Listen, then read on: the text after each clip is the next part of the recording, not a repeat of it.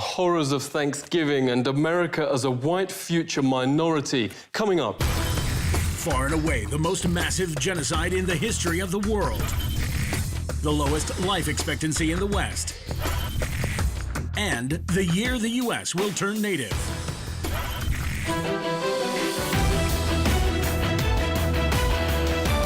Virtually none of Thanksgiving has an ounce of accuracy, notes the bestseller Lies My Teacher Told Me. The idea of Europe bringing civilization to the Americas simply flips truth on its head. This is what European explorers actually found in North America. Far and away the most beautiful city on Earth. 5 times the size of London or Rome. Great towers and buildings rising from the water. 60,000 gleaming houses, and how spacious and how well built they were. Of beautiful stonework and cedar wood, and the wood of other sweet-scented trees. The many streets and boulevards of the city were so neat and well swept, despite the multitude of inhabitants, crisscrossed with a complex network of canals, like an enormous Venice, but also remarkable floating gardens that reminded of nowhere else on Earth. While Europe was drinking water from its polluted city rivers, huge aqueducts transported America's water from fresh springs. But what impressed most were the special merchant areas where timber and tiles and other building materials were bought and sold, as well as greengrocer streets where one could buy every sort of vegetable, fruits, honeys, nut paste and chocolates. Astonished by the personal cleanliness and hygiene of the colorfully dressed populace, and by their extravagant use of soaps, deodorants and breath sweeteners. Most Europeans never bathed and kept clothes on at all times. The Pilgrim's Notes biographer Zini Feiner had a terrible smell. Indians tried, quote, without success to teach them to bathe. The settlers also had bad breath from rotting teeth. Death and starvation was so common that corpses were just dumped in open pits known as poreholes. Many turned to alcohol and committed suicide. In fact, the story of the first settlers has been deliberately changed, notes author James Lowen, because the truth is so shameful. They actually settled hundreds of miles further south and stayed in America because the mission was a failure. Their real aim, reports historian Robert Beverly, was to find some gold and take it back to Europe. They spent their days digging random holes in the ground, haplessly looking for gold instead of planting crops. Soon they were starving and digging up putrid Indian corpses to eat. They took some Indian prisoners and forced them to teach the colonists how to farm. And the meal with the natives wasn't quite the Thanksgiving shown on TV and in schoolbooks. The colonists offered the Indians a toast to eternal friendship, whereupon the chief, his family, advisors, and 200 followers dropped dead of poison. In mainstream history books, perhaps the most common description of American territory then is virgin land. In fact, notes historian Peter Jennings, it was widowed. Horrific enough, the Nazi ethnic cleansings in Europe during World War II. Leading American studies professor David Stannard notes it's dwarfed by, quote, far and away the most massive act of genocide in the history of the world. The death of 100 million indigenous people in the, quote, American Holocaust. Some from disease, but also vast numbers from a deliberate policy aimed at wiping out the race that mainstream history books continue to pretend never happened.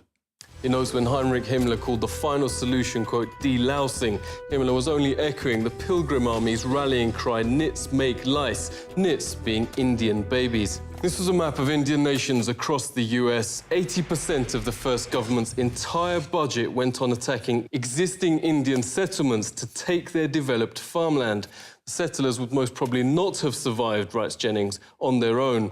95% of America's entire population was then wiped out. American Holocaust notes there is documented evidence of colonist leaders going town after town, deliberately killing all men, women and children. Yet school text and history books remain silent. Orders came from the very top. Under the direct order of George Washington, at least 28 of 30 Seneca towns and all the towns of the Mohawk, Onondaga and Cayuga were simply obliterated. George Washington wrote the Indian country, quote, must be destroyed. Thomas Jefferson called to, quote, pursue Indians to extermination. Nobel Peace Prize winner Theodore Roosevelt called beneficial the eradication of the native race. Stannard notes genocide was official public policy. California Governor Peter Burnett in his 1851 message to the legislature. Extermination must continue to be waged until the Indian becomes extinct. Another governor issued the public proclamation to, quote, pursue, kill and destroy all Indians. A witness notes the ensuing bloodbath practically wiped out the native race. The whites shoot them down like wolves, men, women and children, wherever they could find them. This war of extermination against the Aborigines is tending to the final extinction of the race. What reportedly saved the race from extinction was their use as slave labour. This extermination policy has proved so injurious to the interests of the whites. Indian labour is indispensable. Highly prized slaves were Indian girls as young as 3, said the Marysville Appeal, for fulfilling double roles of labour and of lust. Phil Lane Jr. is hereditary chief of the Hankton One First Nation. Phil, really great to see you. What facts are being airbrushed out of history? Practices were that sometimes you don't want to speak about. And they not only wiped out most of the people, but the way they did it, the greatest loss of people any time in history. Cultural genocide is still being waged on surviving Indians, reports Truthout. From the start of the 20th century, children were forced into so-called Indian boarding schools, designed to, quote, kill the Indian in them, according to the system's founding father, Richard Pratt. Indians are obliged to change their name to a Western one like Tom, made to dress and style their hair like whites. Indigenous Americans are also forced to adopt Christianity and all other parts of Western culture. Lenore Stefan witnessed the abuse firsthand. Thank you so much for speaking to us. Can you tell us what happened? Federal policy here was to take the Indian out of the person. They beat the language out of like my father. He grew up his whole life, his hands were kind of bent. As a result, he used to talk our native language, but he never wanted me to learn. I consider myself a recovering Catholic because of, the sexual abuse that I experienced, from the Catholic Church. Daniel Sheehan says the genocide is continuing. He's helped start the Lakota Child Rescue Project to stop the forcible removal of Indian children. Daniel, thanks a lot for coming on. Could you tell us what is happening to the children?